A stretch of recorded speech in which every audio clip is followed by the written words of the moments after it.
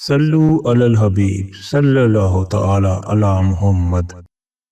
بسم اللہ الرحمن الرحیم۔ محترم ناظرین کرام، موٹے کپڑے پہننا اور پھٹے پرانے کپڑوں میں پیبند لگا کر پہننا اسلامی طریقہ ہے۔ حدیث شریف میں ہے کہ رسول اللہ صلی اللہ علیہ وآلہ وسلم نے فرمایا کہ جب تک کپڑے میں پیبند لگا کر نہ پہن لو اس وقت تک کپڑے کو پرانا نہ سمجھو۔ اس لیے خبردار کبھی ہرگز بھی پیبند لگا کر کپڑوں کو پہننے میں نہ شرم کرو اور نہ اس کو حقیر سمجھو، نہ اس پر کسی کو تانا مارو۔ بہار شریعت جلد 16 صفحہ نمبر 54۔ ایک اور حدیث شریف میں ہے کہ حضور صلی اللہ علیہ وآلہ وسلم نے فرمایا کہ اس ذات کی قسم ہے جس کے دست قدرت میں میری جان ہے کہ تم لوگ اس وقت تک جنت میں داخل نہیں ہوگے جب تک کہ تم مومن نہ بن جاؤ، اور تم لوگ مومن نہیں بنو گے جب تک کہ ایک دوسرے سے محبت کرنے لگو۔ لہٰذا میں تم لوگوں کو ایک ایسے کام کی رہنمائی کرتا ہوں کہ جب تم لوگ وہ کام کرنے لگو گے تو تم ایک دوسرے سے محبت کرنے لگو گے۔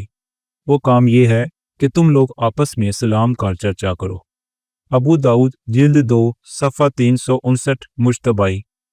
ناظرین کرام، سلام خیر و برکت کا سبب ہے۔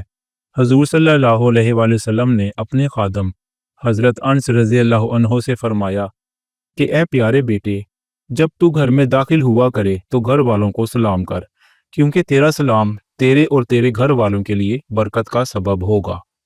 مشکات جلد 2 صفحہ 399۔ ایک اور جگہ پر نبی کریم صلی اللہ علیہ وآلہ وسلم نے ارشاد فرمایا کہ سوار پیدل چلنے والے کو سلام کرے اور چلنے والا بیٹھے ہوئے کو سلام کرے، اور تھوڑے لوگ زیادہ لوگوں کو سلام کریں۔ مشکات جلد 2 صفحہ نمبر 397۔ نبی کریم صلی اللہ علیہ وآلہ وسلم نے ارشاد فرمایا کہ مسلمان کے اوپر 6 حقوق ہیں۔ نمبر 1، جب وہ بیمار ہو تو عیادت کرے۔ نمبر 2، جب وہ مر جائے تو اس کے جنازہ پر حاضر ہو۔ نمبر 3، جب دعوت کرے تو اس کی دعوت قبول کرے۔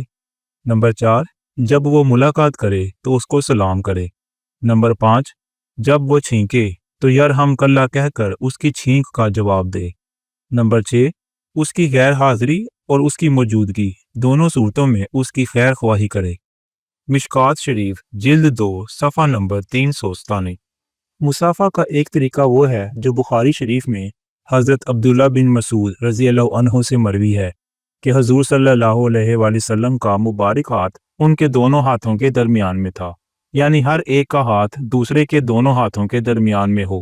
دوسرا طریقہ جس کو بعض فقہا نے بیان کیا ہے اور اس کو بھی حدیث سے ثابت بتاتے ہیں، وہ یہ ہے کہ ہر ایک اپنا داہنا ہاتھ دوسرے کے داہنے ہاتھ سے اور بایاں ہاتھ بائیں ہاتھ سے ملائے اور انگوٹھے کو دبائے کہ انگوٹھے میں ایک رگ ہے، اس کے پکڑنے سے محبت پیدا ہوتی ہے۔ بہار شریعت جلد 16 صفحہ 98۔